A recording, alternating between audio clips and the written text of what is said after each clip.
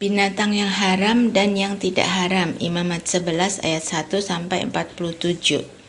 Lalu Tuhan berfirman kepada Musa dan Harun, katanya kepada mereka, katakanlah kepada orang Israel begini, inilah binatang-binatang yang boleh kamu makan dari segala binatang berkaki 4 yang ada di atas bumi.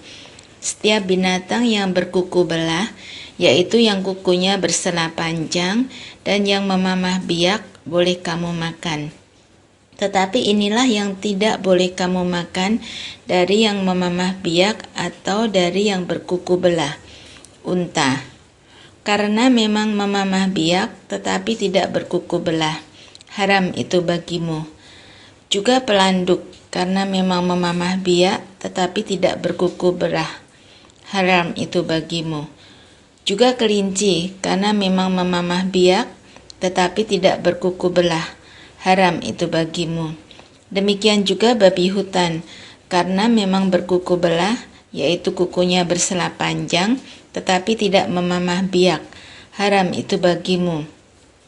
Daging binatang-binatang itu janganlah kamu makan, dan bangkainya janganlah kamu sentuh, haram semuanya itu bagimu.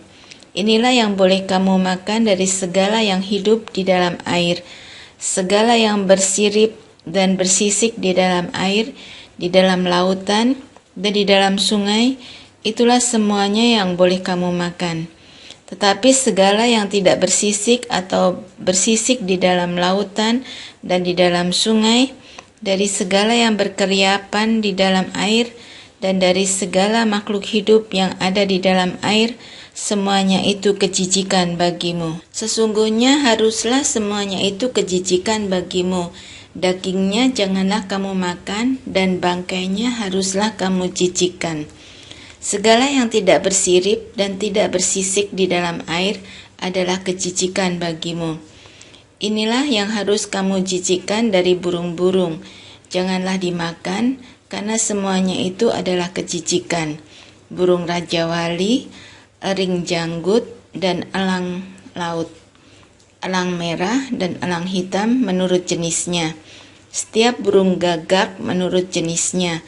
Burung unta, burung hantu, camar, dan elang sikap menurut jenisnya. Burung punggu, burung dendang air, dan burung hantu besar. Burung hantu putih, burung undan, burung ering, burung ranggung, bangau menurut jenisnya, meragai, dan kelelawar. Segala binatang yang merayap dan bersayap dan berjalan dengan keempat kakinya adalah kejijikan bagimu. Tetapi inilah yang boleh kamu makan dari segala binatang yang merayap dan bersayap dan yang berjalan dengan keempat kakinya, yaitu yang mempunyai paha di sebelah atas kakinya untuk melompat di atas tanah.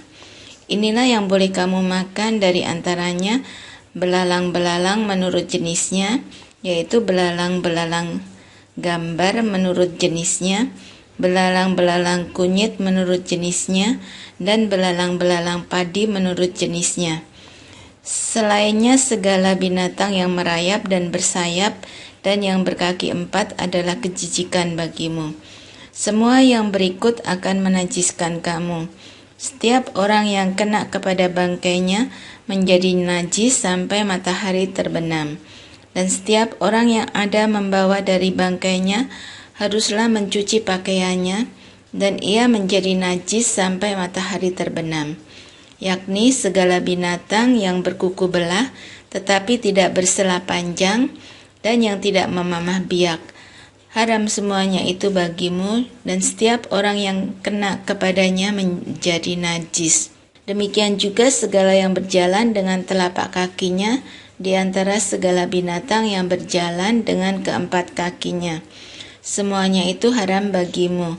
Setiap orang yang kena kepada bangkainya menjadi najis sampai matahari terbenam. Dan siapa yang membawa bangkainya haruslah mencuci pakaiannya, dan ia menjadi najis sampai matahari terbenam.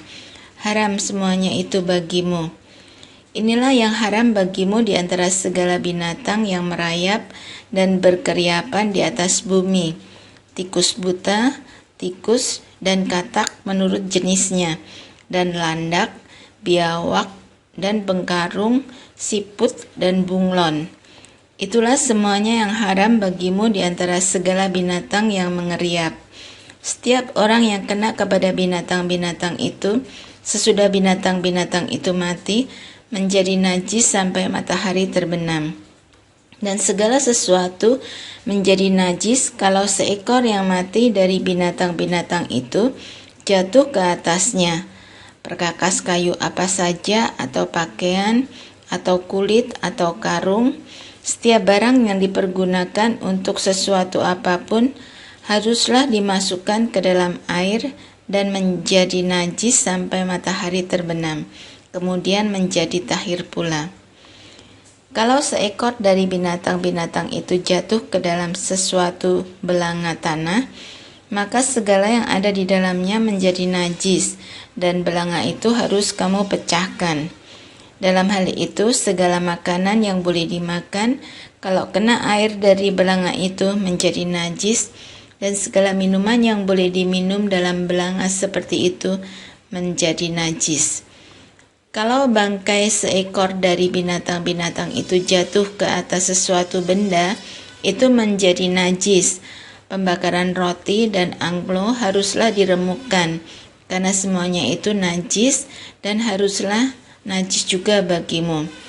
Tetapi mata air atau sumur yang memuat air tetap tahir, sedangkan siapa yang kena kepada bangkai binatang-binatang itu menjadi najis. Apabila bangkai seekor dari binatang-binatang itu jatuh ke atas benih apapun yang akan ditaburkan, maka benih itu tetap tahir. Tetapi apabila benih itu telah dibubuhi air, lalu ke atasnya jatuh bangkai seekor dari binatang-binatang itu, maka najislah benih itu bagimu. Apabila mati salah seekor binatang yang menjadi makanan bagimu, maka siapa yang kena kepada bangkainya menjadi najis sampai matahari terbenam. Dan siapa yang makan dari bangkainya itu haruslah mencuci pakaiannya, dan ia menjadi najis sampai matahari terbenam. Demikian juga siapa yang membawa bangkainya haruslah mencuci pakaiannya, dan ia menjadi najis sampai matahari terbenam. Segala binatang yang merayap dan berkeriapan di atas bumi adalah kejijikan, janganlah dimakan. Segala yang merayap dengan perutnya dan segala yang berjalan dengan keempat kakinya atau segala yang berkaki banyak, semua yang termasuk binatang yang merayap dan berkeriapan di atas bumi, janganlah kamu makan, karena semuanya itu adalah kejijikan.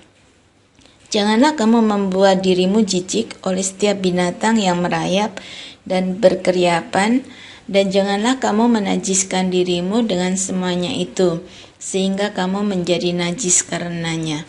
Sebab akulah Tuhan Allahmu, maka haruslah kamu menguduskan dirimu, dan haruslah kamu kudus, sebab aku ini kudus. Dan janganlah kamu menajiskan dirimu dengan setiap binatang yang mengeriap dan merayap di atas bumi. Sebab akulah Tuhan yang telah menuntun kamu keluar dari tanah Mesir, supaya menjadi Allahmu, jadilah kudus, sebab aku ini kudus. Itulah hukum tentang binatang berkaki empat, burung-burung, dan segala makhluk hidup yang bergerak di dalam air, dan segala makhluk yang mengeriap di atas bumi, yakni untuk membedakan antara yang najis dengan yang tahir, antara binatang yang boleh dimakan dengan binatang yang tidak boleh dimakan. Pentahiran sesudah melahirkan anak. Imamat 12 ayat 1-8. Tuhan berfirman kepada Musa demikian, katakanlah kepada orang Israel, apabila seorang perempuan bersalin dan melahirkan anak laki-laki, maka najislah ia selama 7 hari, sama seperti pada hari-hari ia bercemar kain, ia najis. Dan pada hari yang ke-8 haruslah dikerat daging kulit katan anak itu. Selanjutnya, 33 hari lamanya perempuan itu harus tinggal menantikan pentahiran dari darah nifas. Tidak boleh ia kena kepada sesuatu apapun yang kudus, dan tidak boleh ia masuk ke tempat kudus sampai sudah genap hari-hari pentahirannya. Tetapi jikalau ia melahirkan anak perempuan, maka najislah ia selama 2 minggu, sama seperti pada waktu ia bercemar kain. Selanjutnya 66 hari lamanya. Ia harus tinggal menantikan pentahiran dari darah nifas. Bila sudah genap hari-hari pentahirannya, maka untuk anak laki-laki atau anak perempuan haruslah dibawanya seekor domba berumur setahun sebagai korban bakaran, dan seekor anak burung merpati atau burung tekukur sebagai korban penghapus dosa ke pintu kemah pertemuan, dengan menyerahkannya kepada imam. Imam itu harus mempersembahkannya ke hadapan Tuhan dan mengadakan pendamaian bagi perempuan itu. Demikianlah perempuan itu ditahirkan dari leleran darahnya. Itulah hukum tentang perempuan yang melahirkan anak laki-laki atau anak perempuan. Tetapi, jikalau ia tidak mampu untuk menyediakan seekor kambing atau domba, maka haruslah ia mengambil 2 ekor burung tekukur atau 2 ekor anak burung merpati, yang seekor sebagai korban bakaran dan yang seekor lagi sebagai korban penghapus dosa. Dan imam itu harus mengadakan pendamaian bagi perempuan itu, maka tahirlah ia. Penyakit kusta, Imamat 13 ayat 1 sampai Imamat 14 ayat 57. Tuhan berfirman kepada Musa dan Harun, apabila pada kulit badan seseorang ada bengkak atau bintil-bintil atau panau yang mungkin menjadi penyakit kusta pada kulitnya, ia harus dibawa kepada Imam Harun atau kepada salah seorang dari antara anak-anaknya imam-imam itu. Imam haruslah memeriksa penyakit pada kulit itu, dan kalau bulu di tempat penyakit itu sudah berubah menjadi putih, dan penyakit itu kelihatan lebih dalam dari kulit, maka itu penyakit kusta. Kalau imam melihat hal itu, haruslah ia menyatakan orang itu najis. Tetapi, jikalau yang ada pada kulitnya itu hanya panau putih dan tidak kelihatan lebih dalam dari kulit, dan bulunya tidak berubah menjadi putih, imam harus mengurung orang itu 7 hari lamanya. Pada hari yang ke-7 haruslah imam memeriksa dia. Bila menurut penglihatannya penyakit itu masih tetap dan tidak meluas pada kulit, imam harus mengurung dia 7 hari lagi untuk kedua kalinya. Kemudian pada hari yang ke-7, haruslah imam memeriksa dia untuk kedua kalinya. Bila penyakit itu menjadi pudar dan tidak meluas pada kulit, imam harus menyatakan dia tahir. Itu hanya bintil-bintil. Orang itu harus mencuci pakaiannya dan ia menjadi tahir. Tetapi jikalau bintil-bintil itu memang meluas pada kulit, sesudah ia minta diperiksa oleh imam untuk dinyatakan tahir, haruslah ia minta diperiksa untuk kedua kalinya.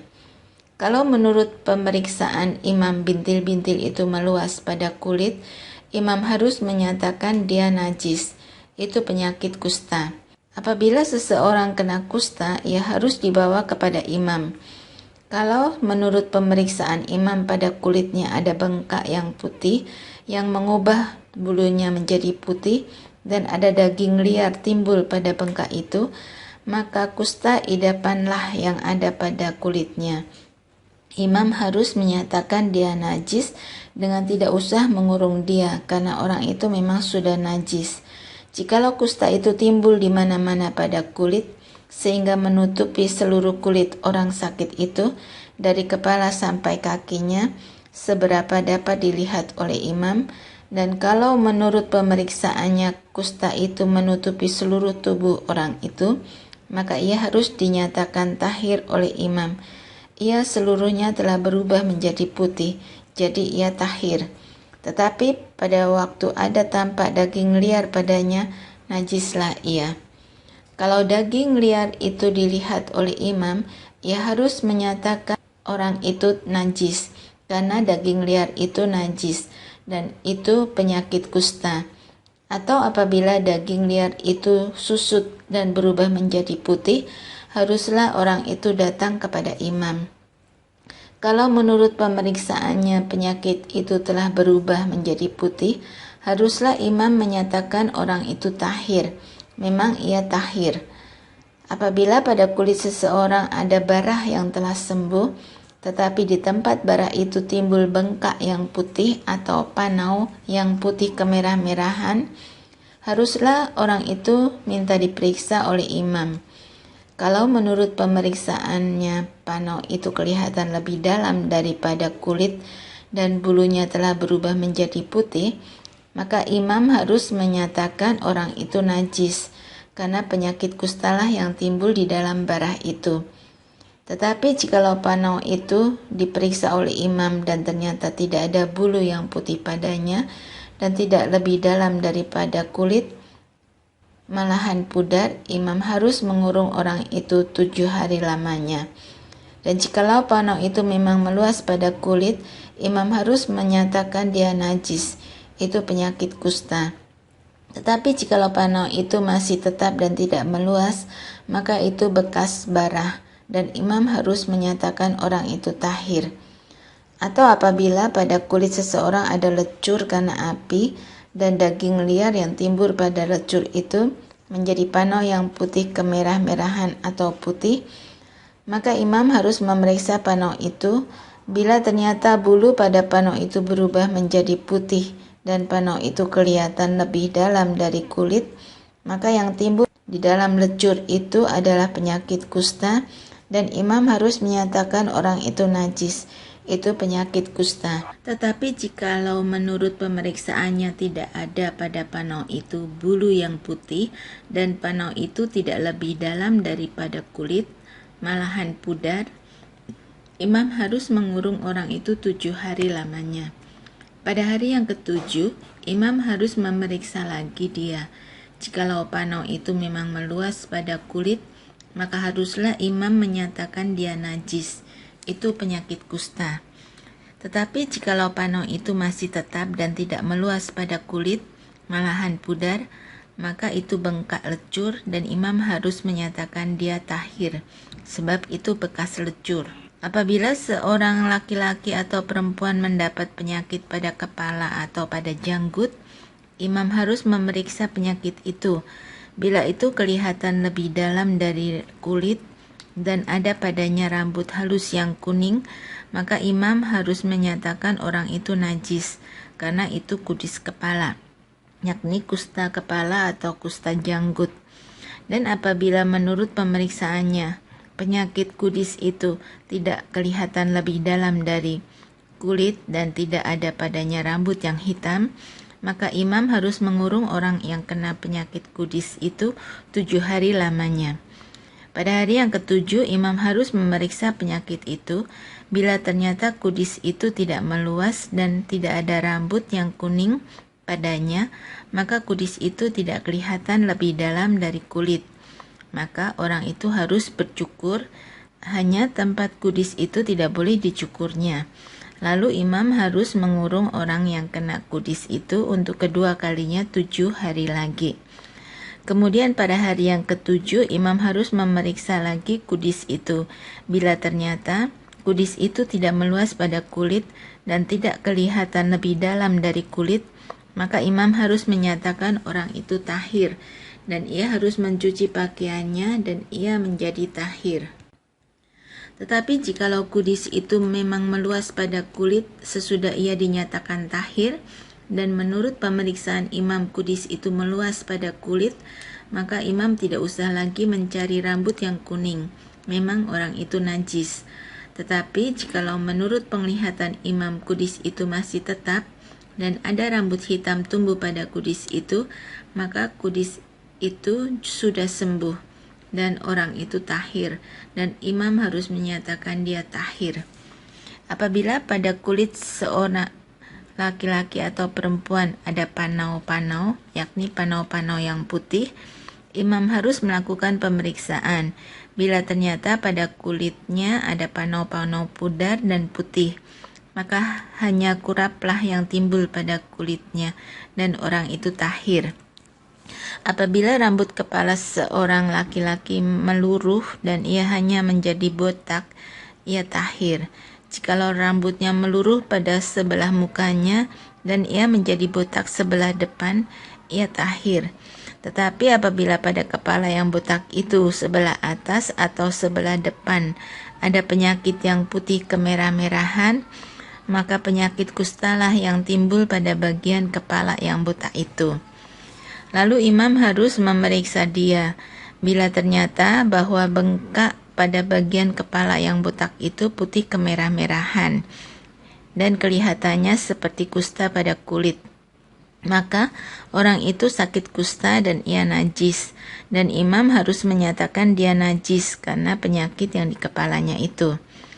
Orang yang sakit kusta harus berpakaian yang cabik-cabik, rambutnya terurai, dan lagi ia harus menutupi mukanya sambil berseru-seru najis, najis. Selama ia kena penyakit itu, ia tetap najis.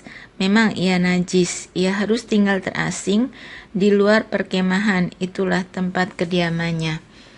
Apabila pada pakaian ada tanda kusta, pada pakaian bulu domba atau pakaian lenan, entah pada benang, lungsin atau benang pakannya, entah pada kulit atau sesuatu barang kulit, kalau tanda pada barang-barang itu sudah kemerah-merahan warnanya, maka itu kusta. Hal itu harus diperiksakan kepada imam. Kalau tanda itu telah diperiksa oleh imam, ia harus mengasingkan yang mempunyai tanda itu 7 hari lamanya. Pada hari yang ke-7, ia harus memeriksa tanda itu lagi. Apabila tanda itu meluas pada pakaian atau benang lungsin atau benang pakan atau pada kulit, entah untuk barang apapun kulit itu dipakai, maka itu adalah kusta yang jahat sekali dan barang itu najis. Ia harus membakar barang-barang yang mempunyai tanda itu, karena itu kusta yang jahat sekali. Barang-barang itu harus dibakar habis. Tetapi jikalau menurut pemeriksaan imam tanda itu tidak meluas pada barang-barang itu, maka imam harus memerintahkan orang mencuci barang yang mempunyai tanda itu. Lalu ia harus mengasingkannya 7 hari lagi untuk kedua kalinya. Kemudian sesudah barang itu dicuci, imam harus memeriksa tanda itu lagi. Bila ternyata rupa tanda itu tidak berubah, biarpun itu tidak meluas, maka barang itu najis, dan kau harus membakarnya habis, karena tanda itu semakin mendalam pada sebelah belakang atau sebelah muka. Dan jikalau menurut pemeriksaan imam tanda itu menjadi pudar sesudah dicuci, maka ia harus mengoyakkannya dari barang-barang itu. Tetapi jikalau tanda itu tampak pula pada barang-barang itu, maka itu kusta yang sedang timbul. Barang yang mempunyai tanda itu haruslah kau bakar habis. Tetapi barang-barang yang telah kau cuci sehingga tanda itu lenyap daripadanya, haruslah dicuci untuk kedua kalinya, barulah menjadi tahir. Itulah hukum tentang kusta yang ada pada pakaian bulu domba atau lenan, atau pada benang lungsin, atau pada benang pakan, atau pada setiap barang kulit, untuk menyatakan tahir atau najisnya.